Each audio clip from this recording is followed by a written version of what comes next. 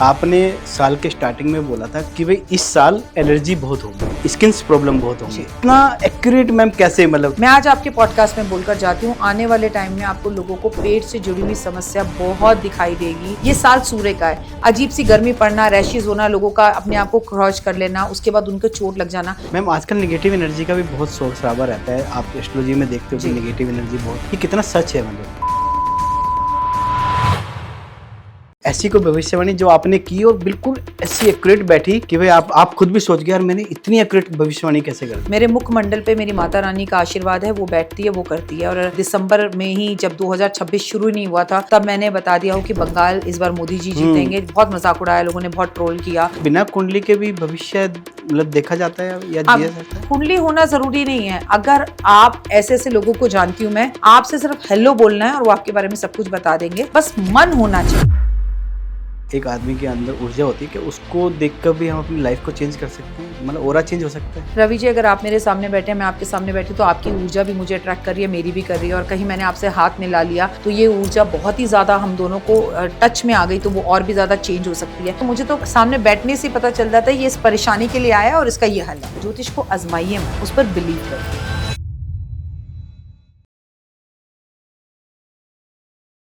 नमस्कार दोस्तों, आज हमारे साथ है इंडिया की रिनाउंड एस्ट्रोलॉजर डॉक्टर वैरागी जी, जिन्होंने अपनी एक्यूरेट प्रेडिक्शन से हजारों लोगों की ज़िंदगियों को संवारा है, सजाया है। आज हम उनसे मिलेंगे और बात करेंगे एस्ट्रोलॉजी पर कि एस्ट्रोलॉजी के तथ्य कहाँ तक सही है। नमस्कार मैम। नमस्ते, जय माता दी। कैसे हैं रवि जी? मैं बढ़िया मैम, पहली बार मिल रहा हूँ आपसे, मेरे को खुद ही ऐसा डर भयभीत हो रहा है। अरे आपका नाम रवि है, यानी सूर्य। सूर्य को कौन जो है झुका सकता है? आप ऐसा सोचिए मत कि आप मेरे साथ पॉडकास्ट करें, आप ऐसा सोचिए कि हम दोनों बैठ के बात कर रहे हैं। बस यही चाहिए मैम मेरे को। मैं मेरा एक जनरल सा क्वेश्चन है, आप एस्ट्रोलॉजी में कब आए और कैसे आए? मैं एस्ट्रोलॉजी में कब आई, कैसे? देखिए, मैं कभी एस्ट्रोलॉजर बनना नहीं चाहती थी। ये जैसे लोग कहते हैं कि हमारे खानदान से कोई एस्ट्रोलॉजी में, भाई मेरे घर से कोई नहीं था। पर हाँ, मेरे घर में ना एक भक्तिमय माहौल, पूजा पाठ, आराधना अर्चना का शुरू से था।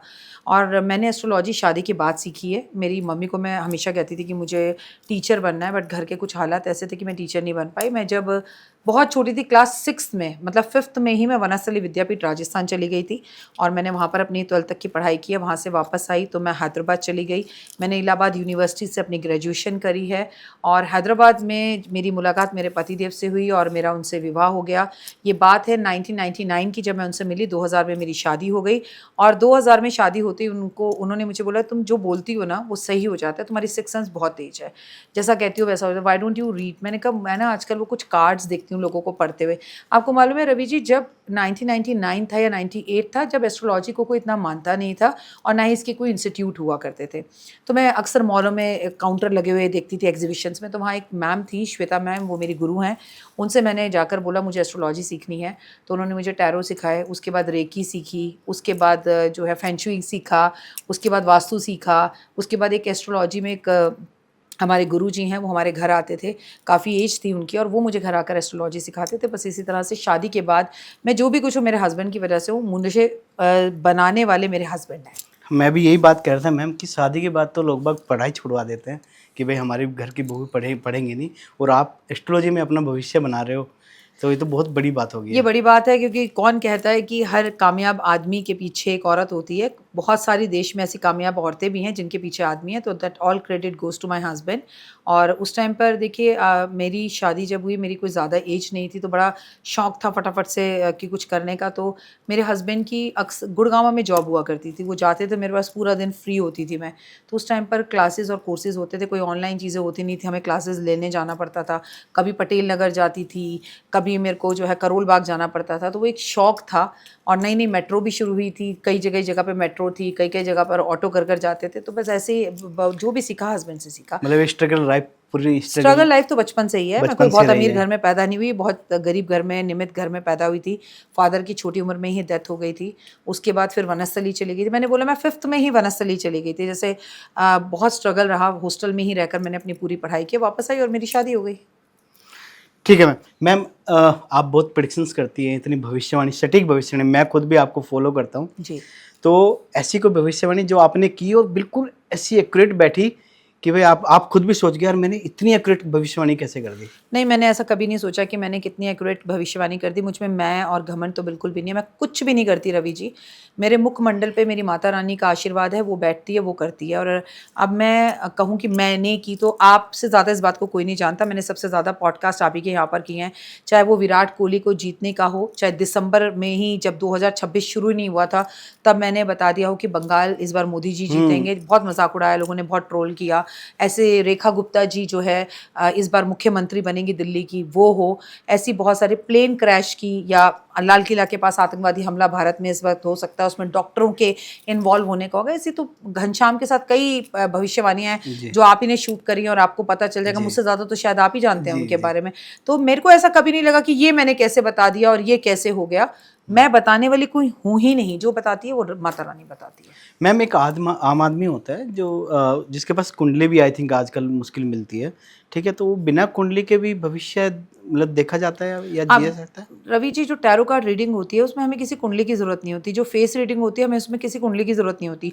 हम जब आपके हाथ की लकीरें पढ़ते हैं तो हमें किसी भी कुंडली की जरूरत नहीं होती। और पहले जमाने में बच्चा कब पैदा होता था, घर में पैदा होते थे तो दाई माँ टाइम नहीं लिखती हाँ थी। जी। और इतने पंडित नहीं होते थे कि, या वो विद्या इतनी महंगी थी कि लगता था राजा महाराजा ही, अमीर लोग ही जैसे afford जो है कर कर पाएंगे। सकते हैं, अफोर्ड कर सकते हैं। तो नहीं होता था। कुंडली होना जरूरी नहीं है। अगर आप ऐसे ऐसे लोगों को जानती हूँ मैं, आपसे सिर्फ हेलो बोलना है और वो आपके बारे में सब कुछ बता देंगे।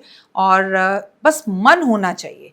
ज्योतिष एक विज्ञान है, एक विद्या है, और ये डिपेंड करता है कि आपका मन सामने वाले से, कोई अगर आपको आजमाने बैठेगा, हाँ बताना भाई मेरे बारे में क्या आता है, कभी कोई ज्योतिष नहीं बता फिर सकता। तो नहीं कर सकते। अगर आप इज्जत से बोलते हैं गुरुजी या मैडम आप मेरे बारे में कुछ बता सकते हैं, कभी होगा, तो सामने वाला बता। ज्योतिष को आजमाइए मत, उस पर बिलीव करिए। विश्वास ही ज्योतिष है। जी मैम आजकल आप देखते होंगे कि लोगों की लाइफ में ना बहुत स्ट्रगल चल रहा होता है, चाहे वो रिश्तों को लेके है, चाहे वो मतलब शादी विवाह की चीज़ों को लेके है, तो कोई सरल उपाय होते हैं जिनको ये चीज़ें हम ख़त्म कर सकते हैं? एक चुप सौ सुख।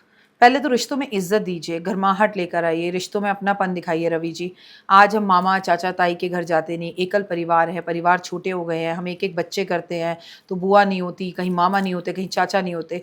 तो सबसे पहली बात जो थोड़ा बहुत अब जिंदगी में रह भी गया था कुछ साल में, वो भी खत्म हो जा रहा है, वो है दोस्ती। अपने दोस्तों से मुलाकात कीजिए, मिलिए, छोटे छोटे ट्रिप बनाइए, हंसी मजाक कीजिए।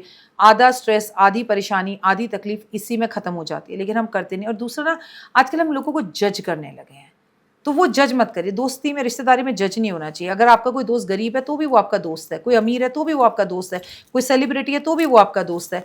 आपकी बहन की किसी अमीर घर में शादी हो गई तो हो गई, बहन तो मेरी है, बहन तो मेरी ही रहेगी। तो वो जो जजिंग है, अगर वो बंद हो जाए तो यकीन मानिए रिश्ते बहुत खूबसूरत हो जाए।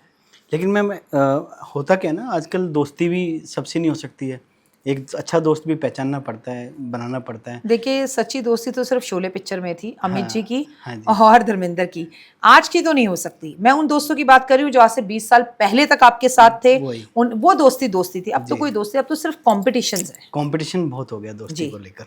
मैम जो आदमी का ऑरा होता है, एक आदमी के अंदर ऊर्जा होती है कि उसको देखकर भी हम अपनी लाइफ को चेंज कर सकते हैं, मतलब ऑरा चेंज हो सकता है? रवि जी, अगर आप मेरे सामने बैठे हैं, मैं आपके सामने बैठी, तो आपकी ऊर्जा भी मुझे अट्रैक्ट कर रही है, मेरी भी कर रही है। और कहीं मैंने आपसे हाथ मिला लिया तो ये ऊर्जा बहुत ही ज़्यादा हम दोनों को टच में आ गई, तो वो और भी ज़्यादा चेंज हो सकती है।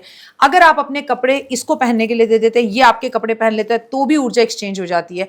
अगर हम फ़ोन पर हेलो कर बात कर लेते हैं तो भी ऊर्जा एक्सचेंज हो जाती है। यस, हम किसी की ऑरा को देखकर, किसी की ऊर्जा को देखकर, किसी के चेहरे को देखकर, किसी की पर्सनालिटी को देखकर, उसके घर को देखकर, उसके पैरों को देखकर, उसके जूतों को देखकर, सब चीज़ों से उसका भविष्य भी बता सकते हैं और वो व्यक्ति कैसा है ये भी बता सकते हैं। तो ऊर्जा भी नेगेटिव और पॉजिटिव एक दूसरे के साथ मिलती है। अब रवि जी, आपने ये नया स्टूडियो बनाया है, बट ये नया जैसा नहीं है, इसमें बड़ी पॉजिटिव एनर्जी है, चाहे यहाँ पहले कुछ भी रहा हो। लेकिन आपके इसी स्टूडियो में कोई कमरा एक ऐसा होगा जो थोड़ा, जहाँ पे आप काम कराते रहेंगे, होता ही रहेगा, होता ही रहेगा, वो रुकेगा ही नहीं, कुछ ना कुछ वहाँ प्रॉब्लम ही रहेगी। उस कमरे में ऊर्जा कम होगी, तो अगर आप वहाँ पर एक मंत्र चलाकर 24 घंटे के लिए छोड़ दें तो वहाँ की ऊर्जा भी अच्छी हो जाएगी।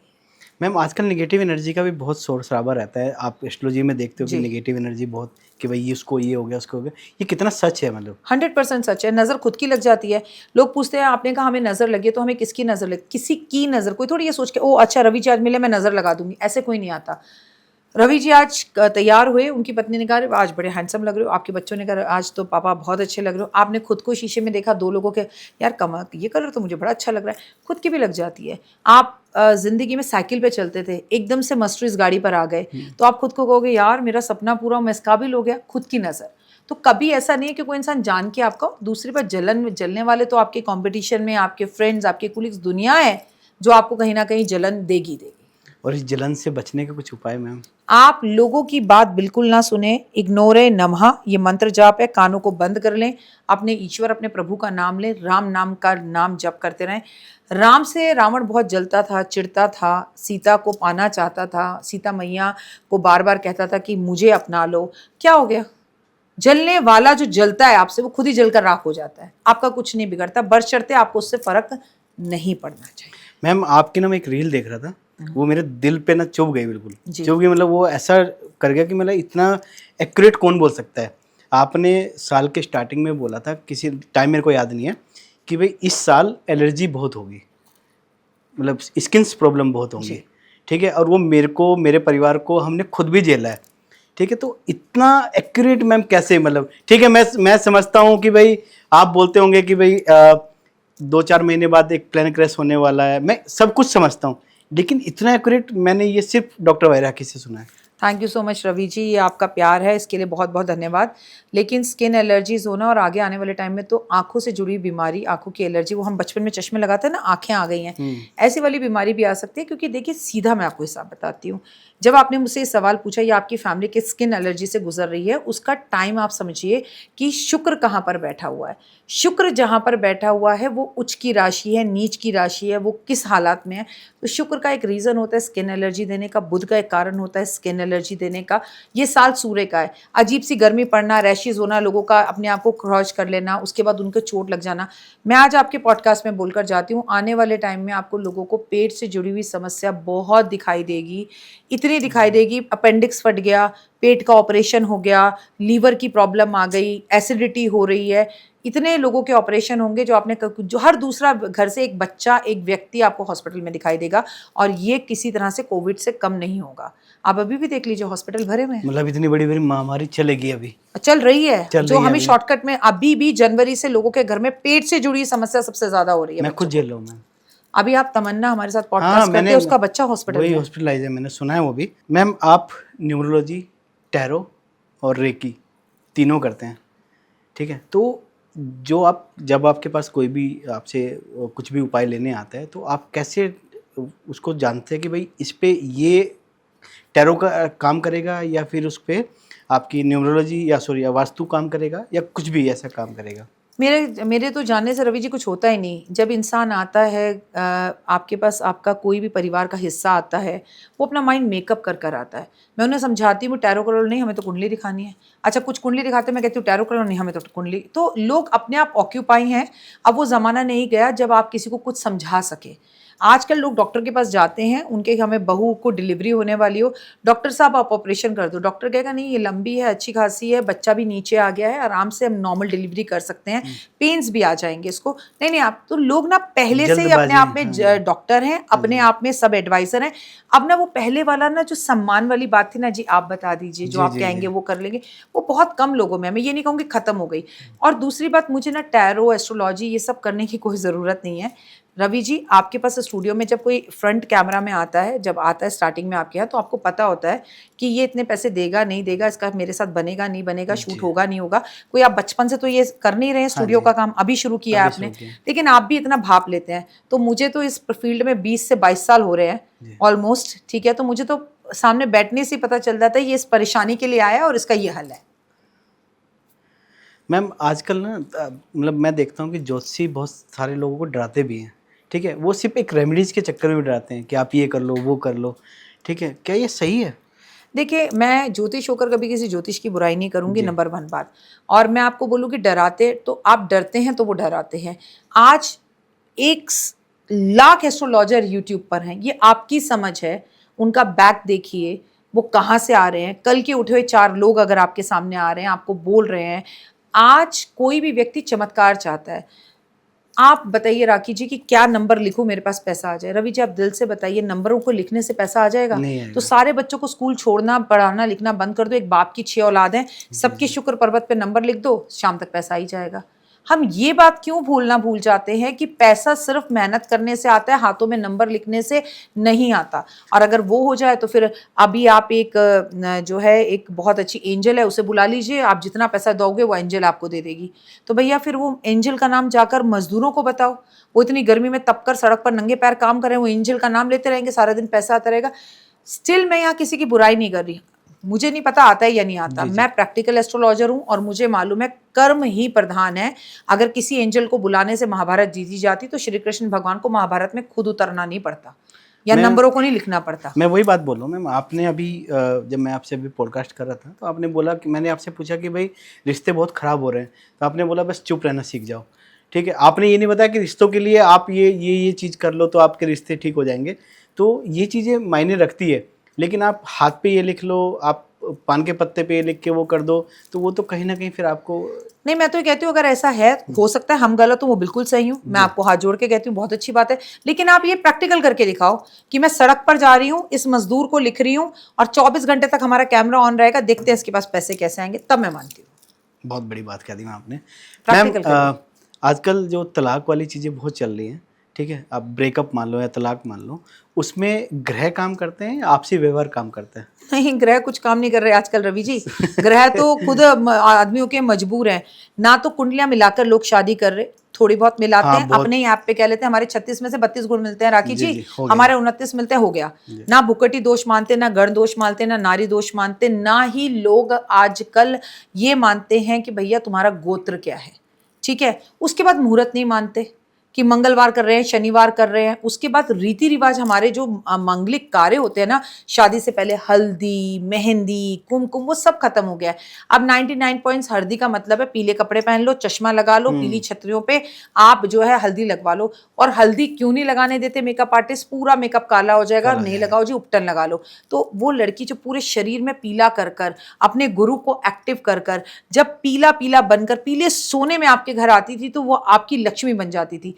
99.9% आजकल लड़कियां नकली पहनती हैं क्योंकि वो उनकी ज्वेलरी के साथ, उनके ड्रेस के साथ मैच नहीं करता।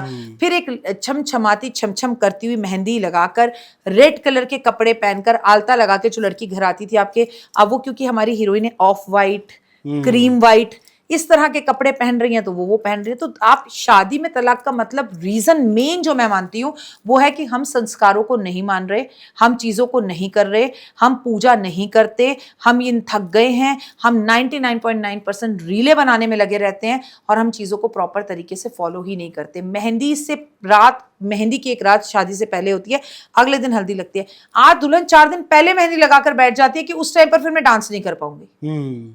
हमारी मम्मी कहती थी शादी से 3 दिन पहले इसके सर पे तेल लगा दो, चौखट पार ना करे, ये रिवाज है हमारे भारत का। और उसके चुटिया कर दो कि वो बदसूरत लगे तो एकदम रूप निखर कर आएगा। आज तो लड़की हल्दी पे फैशन कर रही है, वो मेकअप कर रही है, मेहंदी पर, वो कॉकटेल पर कर रही है, हर जगह पर दुल्हन आपको पूरी सजी हुई दिखेगी। तो वो दुल्हन अलग कब लगेगी जी। हम अपने कल्चर से ना डिस्टर्ब है, हम उसे फॉलो नहीं कर रहे हैं। आजकल लड़कियां शादी के 2 दिन बाद इवन शादी के प्रोग्राम में काले कपड़े पहन रही हैं। ऐसे जैसे जब मेरी शादी हुई थी तो वैसे ही था कि हमारे यहाँ तो होता है कि भाई आप 7 दिन पहले अलग अलग जगह, हमारा एक रिवाज चलता है कि आपको एक घर जाना है, वहाँ पे मम्मी जाएगी, फिर रात को आपको लेके आएगी, फिर एंड द एंड जिस दिन आपकी बारात जानी होती है तो आपको अपने घर में नहीं सोना होता, आपको बाहर जाना होता है। तो ये रीति रिवाज थे जो चलते आए थे। गांव में अभी भी चल रहे हैं रवि जी, शहर में नहीं चल रहे। वही कभी कभी जिंदगी में लड़की के फेरे बाल खोल के नहीं होते। आजकल फैशन है, लड़कियां बाल कर्ल कराकर खोल कर फेरे करती हैं। हाँ। कैसे रोक सकते हो? बच्चे नहीं मानते, नहीं मानेंगे। ये रीजन है तलाक का। मैम बच्चों की बात पे आते हैं। बच्चे जो छोटे बच्चे होते हैं, मेरा बच्चा है, आजकल पढ़ाई से ज़्यादा मोबाइल में ज़्यादा रहता है। रवि जी इसका पूरा क्रेडिट आपको जाता है। आप जितना मर्जी कमा लीजिए, लेकिन अगर 12वीं कक्षा से पहले आपने अपने बच्चे को फ़ोन दे रखा है, रवि जी ये गलत है। आप उसको फ़ोन से बिल्कुल दूर करें, आप उसे स्विमिंग में डालें, आप उसे क्रिकेट पे डालें। यकीन मानिए अगर हमारे बच्चे इसी तरह फ़ोन पर रहे ना तो हमारे देश को दूसरा सचिन, दूसरा विराट कोहली या पीटी उषा अब नहीं मिलेगी। मैम बच्चों को अध्यात्म से कैसे जोड़ें? शुरू से आपके पापा ने कोई आपको अध्यात्म से जोड़ा? नहीं। आपके पिताजी, आपके बाबूजी मंदिर जाते थे, आप भी जाते थे, हाथ जोड़ते थे। आपके घर में होली हो, दिवाली हो, कुछ हो, आपके मांग पे टीका लगाया जाता था, धोती कुर्ता पहनाया जाता था, जन्मदिन पे केक ना कटवाकर मंदिर में पूजा की जाती थी, आपसे नारियल चढ़वाया जाता था। आज जब माता पिता स्वयं जब ये चीजें नहीं कर रहे तो वो अध्यात्म से कैसे जोड़ेंगे? रवि जी, आप एक गाड़ी में बैठकर जाइए और रास्ते में कोई हनुमान जी का मंदिर पड़े, आपका छोटा सा बच्चा आपके साथ हो, आप गाड़ी को रोककर ऐसे प्रणाम करें, आपका बच्चा आपको देख के करेगा, कहने की जरूरत भी नहीं है। उसके बाद 20 साल बाद, 10 साल बाद भी वो उस मंदिर से गुजरेगा तो वो प्रणाम करेगा। दैट इज अध्यात्म, दैट इज संस्कार, दैट इज उसकी नेचर जो उसने अपने पिता से मुफ्त में सीखी है। हम कर रहे हैं ये? कैसे करेंगे रवि जी? हम तो गाड़ी जैसे ही रेड लाइट पे रुकते टक टक टक टक टक, हाँ कहाँ है कहाँ है कहाँ है, हमें ये नहीं पता होता बगल से यमुना जी गुजर रही हैं कि गंगा जी गुजर रही हैं कि मंदिर है। पहले हमारे पिताजी ट्रेन में भी गंगा यमुना पर खड़े होकर प्रणाम करते थे और सिक्का डालते थे। हमारा आंखें तो फोन से ऊपर उठे। आपको मालूम नहीं है फोन ही सबसे बड़ा आतंकवादी है इस देश में। मैम ये मेरे को लगता है जो फोन है वो रिश्तों में भी दरार डालता है। डाल चुका है, डालता नहीं है। हाँ। आप पूरी फैमिली को डिनर पे लेके जाओ, सबके पास फोन होगा क्योंकि कंपलसरी है। दाल मखनी आने तक, स्नैक्स आने तक सब फोन पर होंगे। 1 मिनट पापा, 1 मिनट, बहुत जरूरी है, टक टक टक, मैसेज करो मैसेज करो। हाँ। वो बातें, वो गपशप, वो हंसी मजाक, वो छेड़ा छाड़ी, वो नाराजगी, वो रूठना, वो मनाना, सब खत्म। डॉक्टर वगैरह की थकती क्यों नहीं है? इतनी एनर्जी कहाँ से आती है? वो आपको इसलिए पता है क्योंकि मैं आपके साथ सुबह से हूँ। लोग कहाँ मानते हैं, लोगों को तो लगता है कि हम ये सब चीजें ब्रेक में करते हैं। नहीं नहीं नहीं नहीं, कैसे मैम? पॉजिटिव रहने से। और मेरा लक्ष्य है, मुझे जीवन में बहुत कुछ आगे करना है, जाना है, और मैं चाहती हूँ कि लोगों की ज़िंदगी बदले। कोई तो एक व्यक्ति हो जो सही दिशा दिखाए। जो मर्जी लोग बकवास करते हैं रवि जी, लेकिन लाखों लोगों की ज़िंदगी बन रही है रेमेडी से और इस 2 मिनट के उपाय से। आपको बता नहीं सकती, काश मेरे घर में कोई ऐसी जगह हो जो मैं आपको दिखाऊं। जब लोग आकर बोलते हैं हमारे ज़िंदगी जीने का अंदाज ही बदल गया आपसे मिलने के बाद, हमें इतना कुछ आता ही नहीं था जो आपने सिखा दिया। लाखों लोगों की ज़िंदगी बन रही है, तो वो वहाँ से मुझे पॉजिटिव एनर्जी मिलती है क्योंकि मुझे पता होता है कि मुझे ये करना है। हाय 5:30 बज गए, मेरा लोग वेट कर रहे होंगे, वीडियो डालनी, अपने आप ही 3:30 बिस्तर उठ जाता है, अपने आप। रिस्पॉन्सिबिलिटी। आपका ये नेचर तो मैंने देखा है मैम। मैं खुद भी जब सुबह उठता हूँ तो अगर मैं इंस्टा खोलता हूँ, आप कहते हैं फोन नहीं उठाना चाहिए, मैं फोन उठा के सबसे पहले आप मेरे को दिखती है वहाँ पे। आप गाड़ी में आप वीडियो बनाती है, ठीक है, सुप्रभात करती है, सबको आदर संस्कार करते हैं, तो वो मैं देखता हूँ कि आपका जो टाइम स्टैंड है वो 3 बजे उठना, वो अपने सारे नित्य कम करना, वो बहुत बड़ी बात होती है। नहीं, अब credit not goes to me. अगर मैं वनस्थली विद्यापीठ राजस्थान में ना पढ़ती तो शायद ये ना होता। देखिए मैं आपको बताऊं, वनस्थली विद्यापीठ एक गर्ल्स हॉस्टल है जहाँ पे मैंने आपको बोला मैं कक्षा 5 में चली गई थी। हॉस्टल बंद हो गया था, छुट्टी थी, तो वहाँ पर मेरे कज़न मामा रहते थे। मैं उनके यहाँ पर 2 महीने रही उनके घर पर, क्योंकि मैं एक इंग्लिश मीडियम से गई थी और वो हिंदी मीडियम था। तो वो मुझे वहाँ पे का खा गा ये सब चीज़ें सिखा रहे थे कि हिंदी में एग्ज़ाम होगा, हिंदी पढ़ो। तो मैं 2 से 3 महीने उनके घर रही थी। फिर स्कूल हॉस्टल खुला तो मेरा एंट्रेंस एग्ज़ाम हुआ, मैंने दिया। तो वहाँ पर एक था, राजस्थान था, वहाँ पे ना बहुत सारी लड़कियां, तो कुआं होता था, हम कुएं में से पानी निकालते थे। हम दातून के लिए नीम के पेड़ पर चढ़ते थे, वो तोड़ते थे, वो करते थे। I am talking about class 6, जहाँ मैं छोटी सी बच्ची सी चली गई थी। और तो वहां पर कुएं में पानी निकालना, सुबह नहाना, लाइन में लगना, ये डिसिप्लिन 3:30 बजे बिस्तर छोड़ने का मुझे वनस्थली से है। मैं आज से थोड़ी उठ रही हूँ, आज से बिल्कुल नहीं उठ रही। आप मुझे चाहे 3 बजे सुला दीजिए, मैं 3:30 फिर उठ के बैठ जाऊंगी। ऐसा नहीं, नींद आती है, झूठ नहीं बोलूंगी। आंखें भी दर्द होती हैं और कई बार तो ड्राइविंग करते हुए भी नींद आती है, लेकिन मालूम होता है कि जाना है। आपके यहाँ आना था और कल रात को जो है बेटे के साथ एक बैठकर वो केरला 2 स्टोरी देखने लगी। किसी ने मैसेज किया, राखी जी आप जरूर देखना ये केरला 2। तो मैं आप बेटे को दिखा रही थी, मैंने कहा लड़का हो या लड़की, ये सीखो तुम्हें कि कैसे हमारे धर्म को क्षति पहुंचाई जा रही है। देखते देखते रवि जी वो 1:30 बज गया।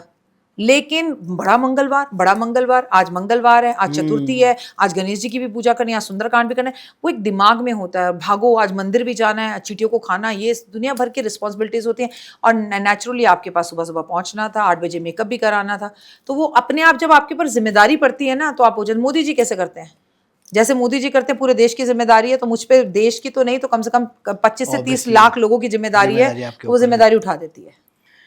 मैम क्या कुंडली भविष्य 100% बताती है? 1001% भविष्य बताती है, 1001% भविष्य बताती है। लेकिन कई लोगों को सच बिलीव होता है, कई को नहीं होता, हजम नहीं होता। कुंडली चमत्कार नहीं कर सकती। अगर आपकी कुंडली में आप अनुशासित नहीं हो, आप डिसिप्लिन नहीं हो, आपका बुद्ध अच्छा नहीं है, आपकी वाणी अच्छी नहीं है, तो सब कुछ बर्बाद है। सबसे पहले आपके परिवार के साथ आपके रिश्ते अच्छे होने चाहिए और आपको कुछ कर गुजरने की इच्छा होनी चाहिए। आप अगर ये सोचो कि अरे मैडम तो जो कहती हैं वो हो जाता है, चलो उनके पास ये कुछ कहेंगे और हो जाएगा, ऐसा नहीं है। मैं तो नेगेटिव को नेगेटिव ही कहती हूँ, भाई ये नहीं होगा, जो मर्जी कर लो। मेरे पास 15 साल से वेट करता हुआ कोई कपल आए और वो बोले जी संतान हमें नहीं हो रही, तो मैं कहती हूँ वेट मत करो, गोद ले लो। और मुझे लगे इससे संतान हो सकती है, मैंने कहा बिल्कुल गोद मत लेना, मुझे 6 महीने तो होगा। तो मैं भ्रमित नहीं करती। मैम आपका नेचर मैं जानता हूँ, ठीक है, और सबसे बड़ी बात है कि मैं आपसे बहुत इंस्पायर रहता हूँ। तो आपसे जो लोग बाग इंस्पायर रहता है, कभी कभी आपसे भी गलतियाँ होती होंगी, ठीक है, मतलब चाहे आप प्रेडिक्शंस को लेके बोल दो या आप जिनको आप रेमेडीज बताते हैं, तो फिर आप क्या करते हैं, उन लोगों के लिए क्या करते हैं? रवि जी, मुझसे एक ही गलती होती है, मैं ना किसी किसी इंसान को ज़रूरत से ज़्यादा इज्जत दे देती हूँ, वो शायद उस इज्जत के लायक भी नहीं होता, उतनी दे देती हूँ। और मतलब एक दूसरा माफ़ी कर देना। त्रिशला जी अक्सर मुझसे यही कहती हैं, आप कर दो, आप में होगी इतनी क्षमता। तो मैं अपने आप में मानती हूँ कि बहुत अच्छा भी नहीं होना चाहिए, क्योंकि बहुत अच्छा होने से भी ना लोग आपको मिश्री समझकर खा जाते हैं। तो ये मेरे में एक कमी है और मुझसे गलतियां तो मेरे में तो बहुत अच्छी हूँ इस मामले में। मैं तो आप देख लीजिए इंस्टाग्राम में मेरी प्रेडिक्शंस गलत होती है तो मैं आके कहती हूँ हो गई भाई, भगवान नहीं हूँ, गलती हो गई, माफ कर दो। तो मैं उसको एक्सेप्ट करती हूँ और फिर भी मैं भगवान नहीं हूँ। अगर मैं 100 भविष्यवाणी करूंगी तो 98 सही होंगी, 2 गलत जरूर होंगी। क्या ज्योतिष से रिश्ते बचाए जा सकते हैं? सब कुछ। आप मेरे पास उन लोगों को भेजिए जिनके बच्चा नहीं हो रहा, गारंटेड होगा। आप मुझे मेरे को उनके पास, उन लोगों को मेरे पास भेजिए जो पत्नी चाहती है रिश्ता बचे या पति चाहता है रिश्ता बचे, लेकिन सामने वाला पार्टनर नहीं चाहता, तो बचेगा। अगर कुंडली में बचता हुआ दिखेगा तो मैं बचा लूँगी की कोशिश पूरी करूँगी, बचा लूँगी। अगर आपके घर में नकारात्मकता है, नेगेटिविटी है, तो प्लीज़ आप आके मेरे साथ मिलिए, लेकिन आपको समर्पण की भावना से डॉक्टर से मिलना पड़ता है। आप डॉक्टर को ये थोड़ी कहते हो कि वो आपका ऑपरेशन कर रहा है पेट का, इतना काटोगे 10 का टांके आएंगे, 20 आएंगे, ऐसा नहीं होता। आपको ये कहना है कि आप कर दीजिए, आप जो कहेंगे हम वो कर लेंगे। अब लोग पूरी बात तो धैर्य से सुन लेते हैं रवि जी, 15 मिनट बाद पता क्या कहेंगे, ये तो हमसे नहीं होगा, हमारे यहाँ तो कौवे नहीं होते, हमारे यहाँ तो गाय नहीं होती, अच्छा मेरी सासू माँ तो ये करने नहीं देंगी, फिर मेरे पास क्यों आए हो? सही बात है। मैं एक एस्ट्रोलॉजर हूं, मैं उपाय बताऊंगी, अगर आप वो नहीं कर सकते तो मत आओ। और मेरे पास आने की जरूरत क्या है? मैं तो कहती हूँ रवि जी, आपके माध्यम से कोई जरूरत नहीं है दुनिया के किसी भी एस्ट्रोलॉजर से अपॉइंटमेंट लेने की। आपको जब मुफ्त में सारा ज्ञान इंस्टाग्राम यूट्यूब पर मिल रहा है, उसे करो। आप जितनी वीडियो तो कोई बनाता भी नहीं है। आप, मैं चतुर्थी पर क्या करना है, सुबह कल से लगी हुई हूँ जी। अंगारी चतुर्थी, अंगारी चतुर्थी, अंगारी चतुर्थी, बड़ा मंगलवार, बड़ा मंगलवार। जितना शायद मैंने पुरुषोत्तम मास पे वीडियो बना दी, कोई नहीं बना सकता। जब फ्री में सब बता रही हूँ, क्यों आओगे मेरे पास, बताओ। लेकिन लोगों को लगता है नहीं, हम जाएं और शायद कोई वो ऐसी चीज बता दे कि जिंदगी बदल जाए। जिंदगी तो इन्हीं चीजों से बदल सकती है, अगर मेरे को ही फॉलो कर लो कि मैम उठ गई होंगी, हम भी उठ जाते हैं, माँ उठ गई होगी, हम भी उठ जाते हैं, माँ ने चप्पल छोड़ी है, हम भी छोड़ देते हैं, माँ जमीन पे सो रही है, हम भी सो लेते हैं। इतना ही फॉलो कर लो, और करने वालों की बदली भी है। मैम मैं ना एक पुराने ख्यालों में जाता हूँ, थोड़ा सा पीछे जहाँ मैं पढ़ता था। उस टाइम न्यूज़पेपर में ना एक वो आपका आता था जिसपे राशिफल आते थे। तो उसमें हर राशियों के हिसाब से चीज़ें लिखी होती थी, लेकिन उसमें एक नंबर और एक कलर हर दिन चेंज होते रहते थे जी। और जबकि मैं अब जैसे मैं पॉडकास्ट करता हूँ तो मैं देखता रहता हूँ कि लोग बाग बताते हैं कि आपका एक ही नंबर है और आपका कलर, ये कलर आप पहनो तो ठीक रहेगा। तो वो चेंज होना, वो चीज़ अलग थी या ये अलग है मैम? नहीं, वो भी सही था, ये भी सही है।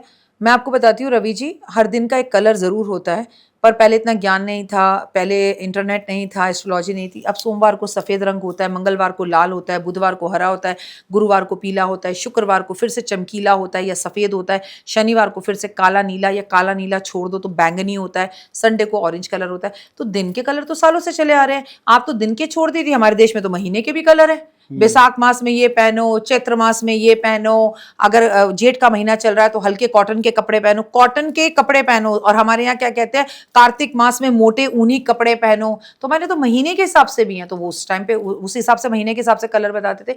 लेकिन सच बताइए रवि जी कि कोई इंसान दिन में 12 बजे सोकर उठ रहा है, उठते ही अपनी पत्नी को 5-6 तो जबरदस्त गालियां दे रहा है, काम वालियों से बदतमीजी से बात कर रहा है, बॉस को दुनिया भर की गालियां दे रहा है, उसके बाद वो अपने हाथ में लकी नंबर 6 लिख रहा है। तो इट वर्क्स। या उसने उस हिसाब से व्हाइट कपड़े पहन लिए, काम करेगा? नहीं। अरे भैया 6 मत लिख, व्हाइट मत पहन, पत्नी को तो इज्जत दे। सुबह तो जल्दी उठ, सूर्य नमस्कार तो कर, सूर्य प्रणाम तो कर। उस ऑफिस में जहाँ तू नौकरी करता है उसकी चौखट को 10 बार चूम तो सही, किससे मेरा घर चलता है, इससे मेरा घर चलता है, धन्यवाद तो कर। तो आपको किसी नंबर को लिखने की जरूरत नहीं है। लेकिन लोग ये सोचते हैं कि नेचर तो ना बदले, फ्रस्ट्रेशन तो ना खत्म हो। एक बार पहले ज़माने में ना, कुछ टाइम पहले तक भी रवि जी, जब लोग मॉर्निंग वॉक करते थे ना, तो एक दूसरे को देखकर स्माइल कर देते थे। अब आप मॉर्निंग वॉक करने जाना, कोई किसी को स्माइल नहीं जानता भी करता, नहीं है कोई, हाँ। कोई किसी को देखता भी नहीं है, जी। और अगर आप उसे स्माइल कर देंगे तो भी वो मुंह फेर लेगा। इंसानियत खत्म होती जा रही है।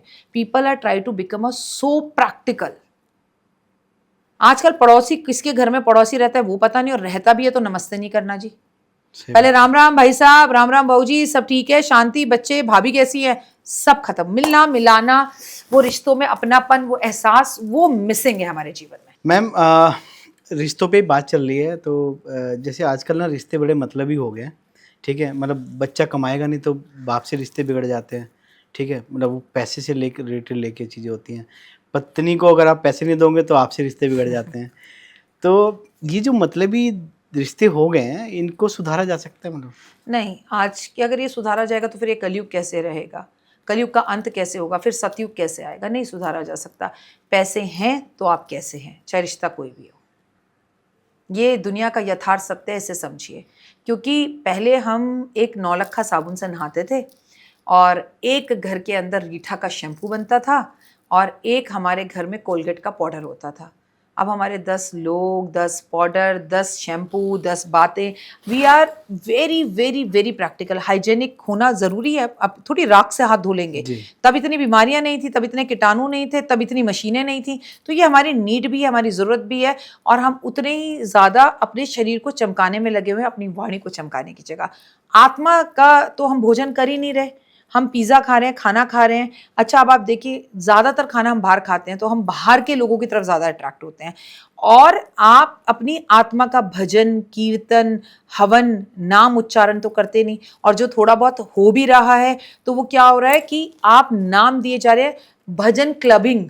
भजन क्या भी, क्या क्लब लगा क्लब दिया। लगा दिया। अरे कौन सी भजन है भैया? भजन संध्या, जी। भजन प्रभात, भजन की एक रात, उसको क्लबिंग कर दिया। तो फिर आप कैसे कह सकते हैं कि कोई चीज सुधर सकती है? सुधर सकती है। मतलब सुधर सकती है तो अपने आप से सुधर सकते हैं। पहले घर सुधारो, जी। खुद को सुधारो, परिवार को टाइम दो, डिसिप्लिन बनो। आप है ना रवि जी, आपका ये रूल होना चाहिए, आप घर जाएं और अपने घर वालों को बोले मैं आ गया हूँ, सबके फोन यहाँ टेबल पे रखो और स्विच ऑफ करो, या फिर फोन पर बेल बजेगी, जरूरी हो तो उठाओ, आओ साथ खाना खाएं, तूने क्या किया, तूने क्या किया, तूने क्या किया, बात करें और अपनी बात बताओ, आज पता है क्या हुआ। 1 घंटा परिवार के नाम फिर भी बच सकता है। मैम, मैंने कहीं सुना था एक जगह कि जब आप घर जाते हैं तो रात को आप जब भी जाएं तो आप ना कुछ एक चीज़ जरूर लेके जाएं, अपनी पत्नी के लिए, अपने बच्चों के लिए। एक टॉफ़ी, एक चॉकलेट, उससे ना आपके रिश्ते में मधुरता आती है। ये सच है? बरकत आती है घर में। रिश्ते की मधुरता तो छोड़ो, हमें तो याद है हमारे पापा जब आने वाले थे तो हम चिल्लाते थे। आप पुराने ज़माने की राजेश खन्ना की पिक्चर देख लो, बाबूजी आ गए, बाबूजी आ गए, क्या लाए क्या लाए, तो हम बैग खोल के देखते थे। पिक्चरों में भी यही दिखाया था। तो that is the culture of our part. जो पिता होता है ना, वो सूर्य होता है। सूर्य जब अपने घर लौट कर आता है ना, तो वो अपनी आभा, अपनी किरणें, अपना सब कुछ अपने साथ लेकर आता है। तो भैया आप आम ले जाओ, गर्मी है तो, बच्चों के लिए आइसक्रीम ले जाओ, गर्मी है, सर्दी है तो गाजर का हलवा ले जाओ, सर्दी है तो मूंगफली गजक ले जाओ, लेकिन खाली हाथ मत जाओ। एक उम्मीद रहती है वो कुछ आएंगे तो आज क्या लाएंगे, मज़ा आता है। यही बात पत्नियों को भी कहूँगी, ऑलवेज बी रेडी। आज पत्नियाँ जो है शॉर्टकट्स में रहेंगी, शॉर्ट्स में रहेंगी और पजामे टी शर्ट में रहेंगी, वो भी जो मेहंदी लगा होगा, जो सबसे गंदा होगा। बाहर जाएंगे, we are get ready for others. हम अपने पति के लिए, अपने बच्चों के लिए तैयार होना भूल गए। हमारा शुक्र खराब हो रहा है। अरे पति शाम को आ रहा है, थोड़ी बिंदी लगाओ, मांग भरो, अगरबत्ती लगाओ, शाम को प्रभु का दिया जलाओ। भगवान के लिए तैयार हो कि प्रभु मैं तैयार होके शाम को श्रृंगार करके तुम्हारी पूजा करती हूँ। क्या सारा श्रृंगार जब माता की चौकी में जाएंगे तब होगा, या हम रील बनाएंगे तब होगा, या नवरात्रे होंगे तब होगा? मेरी माँ तो रोज बैठी है ना, तो मेरा तो नवरात्रा रोज है। अगर पत्नियां भी ऐसे सज सवर कर घर के अंदर शाम के टाइम पर रहे, बाल बना लो, बच्चे छुट्टियां कर लो, पापा आने वाले हैं, उठो, लेटे मत रहो, अंधेरा करके रखेंगे, लेटे रहेंगे, बिस्तर पे खाना, बिस्तर पे पड़े रहना, पापा आए तब देखेंगे। तो वो सब लोगों को एक बैठक में, हॉल में इकट्ठा होना चाहिए। शाम के टाइम पर भजन चलने चाहिए, शाम के टाइम पे सूर्य को नमस्कार करना चाहिए, घर में आपको धूप दीप करना चाहिए और परिवार इसमें इन्वॉल्व होना चाहिए। मैम, आप ट्रोल भी बहुत होते हो। वो तो मेरे लोगों का फेवरेट, मैं फेवरेट हूँ सबकी। तो कैसे झेलते हो आप इस ट्रोलिंग को? Because of my husband, because of वो लोग जो, आपको एक बात बताऊं रवि जी, करोड़ बात की एक बात है कि अगर मुझे ट्रोल करने वाले 3 हैं तो मुझे प्यार करने वाले 30 लाख हैं। लोगों के मैसेजेस आते हैं, प्यार आता है, हम आपके साथ हैं। और अच्छा एक बात बताइए, दुश्मनों ने लाख मेरा किला ढाना चाहा, दुश्मनों ने लाख मेरा किला ढाना चाहा, आप यहीं हैं रवि जी, क्या मेरा बाल भी उखाड़ पाए? नहीं मैम, मैं तो त्रिशला मैम की याद, त्रिशला मैम ने एक बात बोली थी अभी 2-3 दिन पहले, मैं रील देख रहा था कि हमें तो दुश्मन भी छांट के दिया भगवान ने। ऐसा दुश्मन दिया कि हम उसको मतलब कुछ बोल नहीं सकते हैं। नहीं देखिए, दुश्मन जो छाट कर दिया ना, दुश्मन भी ऐसा होना चाहिए जिसमें खुद कुछ हो। हाँ वो जी। तो दुश्मनी की छोड़िए, वो तो दोस्ती के भी लायक नहीं है। दुश्मन भी अपने स्टैंडर्ड का हो। तो उस आप मुझे बोले, आप रवि जी किसी को बोले कैमरे के बारे में, तो आपको खुद तो नॉलेज होनी चाहिए। ऑब्वियसली। आपको तो कख नहीं पता और आप नॉलेज की बात करते हैं, तो उंगली उठाना बड़ा आसान है। इग्नोर हिम, इग्नोर है नमा इज द बेस्ट ऑप्शन। और मैं आपसे कहती हूँ, क्या बिगड़ा जी। मेरी पॉपुलैरिटी, मेरे सब्सक्राइबर, मेरा प्यार लोगों का, बहुत मेरी बड़ा है। प्रेडिक्शंस, मेरी हर चीज़ पहले से ज़्यादा सच हो रही है। तो मैं तो ये मानती हूँ, वो मेरे चेहरे पर एक काला टीका है जो मुझे नज़र ना लगे। नहीं, लेकिन जो लोग आपको जानते हैं, जो लोग आपको पर्सनली जानते हैं, वो आपसे बहुत अटैच है। हाँ, देखिए, मैं कई बार पॉडकास्ट में जिनके साथ करती हूँ, जिनके साथ मैंने अभी किया, कह रहे आपके बारे में सुना बहुत था, लेकिन जितना सुना आप उससे ज़्यादा बहुत अच्छी है। मैं ये नहीं कह रही कि मैं तारीफ हूँ। तो आप किसी और की नज़र से चश्मे लगाकर मुझे ना देखें, मिलें और खुद समझें कि मैं क्या हूँ, तो पता चलेगा। ऐसे तो दुनिया भगवान से भी परेशान है, लोगों ने सीता से भी अग्नि परीक्षा ले ली, मेरी तो औकात ही क्या है। जी। यहाँ पर तो लोग राम और जिस लक्ष्मी और गणेश को 10 दुकानों पर जाकर ढूंढ कर दिवाली पर लाते हैं, अगली दिवाली पर उसे पेड़ के नीचे रखाते हैं। तो ये तो दुनिया ऐसा ही चलती रहेगी, इससे फ़र्क नहीं मुझे पड़ता। आप जैसे प्यार करने वाले लोग हैं, हस्बैंड है, बेटा है, बच्चा है, परिवार है, और मुझे जब खुद के गिरेबान में मालूम है कि मैं क्या हूँ, तो किसी की बकवास करने से क्या होता है। मैम, त्रिशला माँ का एक रूप अभी नया चल रहा है, ब्लॉगिंग वाला, आपने देखा है? बहुत अच्छी लग रही हैं वो। मेरे को बहुत प्यारा लगा वो रूप। हाँ, मैंने अभी मैं हाल फिलहाल में मिला भी था उनसे, मैंने बोला आपका ये कॉम्प्ली ये आप कुछ दिन पहले कर लेते तो आप मेरे को लगता है कि आपके जो जीवन में चीज़ें चली वो आप नहीं हो पाती। नहीं देखो, बहुत अच्छा वो कर रही है, जिससे लोगों को पता चलेगा कि बकवास करनी कितनी अच्छी है। अब उनके घर अंदर बाहर परिवार सब चीज़ें आपको दिख रही है।